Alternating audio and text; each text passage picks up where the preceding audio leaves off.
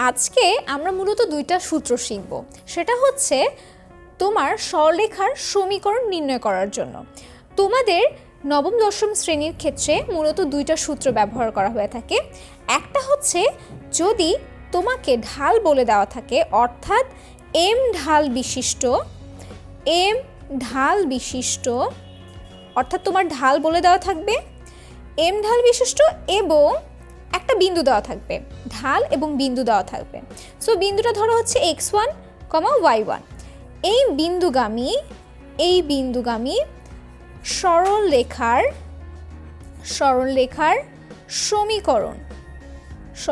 সমীকরণের সূত্রটা হচ্ছে কি? সূত্রটা হচ্ছে এমন যে y minus y1 is equal two m into x minus x1।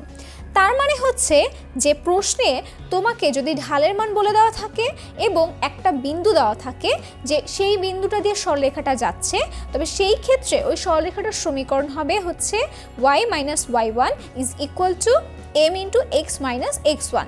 ধরো একটা গাণিতিক সমস্যা এরকম হতে পারে যে বলা আছে m সমান সমান হচ্ছে তোমার 2 এবং বিন্দু বলা আছে ধরো হচ্ছে 2,3। এই বিন্দুগামী সরলরেখার সমীকরণ তোমাকে নির্ণয় করতে হবে।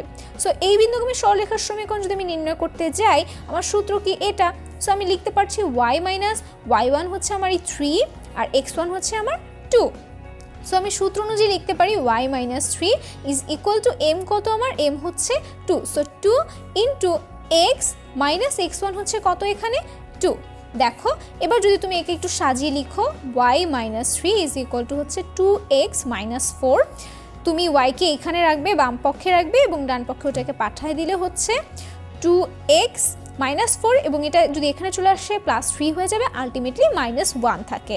তাহলে আমরা যে সমীকরণটা পাচ্ছি যেটার ঢাল হচ্ছে 2 এবং সেই সরলরেখাটা হচ্ছে 2,3 বিন্দুগামী, সেই সরলরেখাটার সমীকরণটা পাচ্ছি y is equal two 2x minus 1।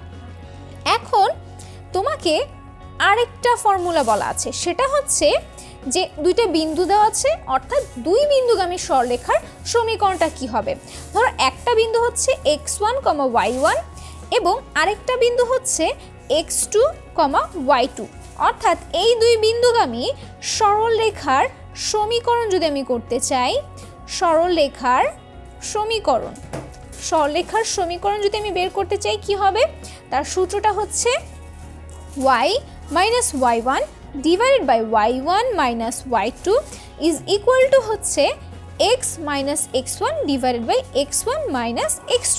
So তোমার ফর্মুলা কিন্তু আলটিমেটলি এই অধ্যায়ের জন্য লাগবে হচ্ছে এই দুইটা ফর্মুলা, একটা হচ্ছে এটা আর একটা হচ্ছে এটা।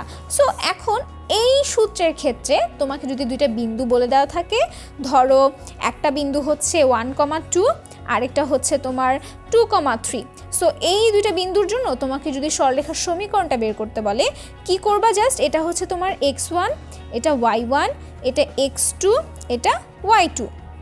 তখন তুমি কি করবা? y মাইনাস y1 হচ্ছে কত? 2 ডিভাইডেড বাই 2 মাইনাস y2 হচ্ছে কত? এখানে 3 is equal two x minus x1 এখানে কত? 1, x1 1 মাইনাস x2 হচ্ছে 2। সো আলটিমেটলি তুমি এখানে লিখতে পারছো, একে যদি সাজালে লিখবে এখানে হচ্ছে -1, এখানেও -1। সো -1 ক্যান্সেল হয়ে যাচ্ছে। আলটিমেটলি এখানে থাকছে y is equal two x, এখানে -1, এটা এখানে যদি চলে আসে অর্থাৎ -2 যদি এদিকে চলে আসে +1 হয়ে যাচ্ছে। যদি কাটাকাটি করো তাহলে +1। আলটিমেটলি কি আমরা সরলরেখাটার সমীকরণ পাচ্ছি হচ্ছে y is equal two x plus 1, যেটা হচ্ছে মূলত এই দুইটা বিন্দুগামী। সো তোমাদের এই অধ্যায়ের জন্য মূলত এই দুইটা সূত্র খুবই ইম্পর্টেন্ট। মেইনলি এই দুইটা সূত্র দিয়েই তুমি সব ম্যাথ আসলে সলভ করতে পারবে।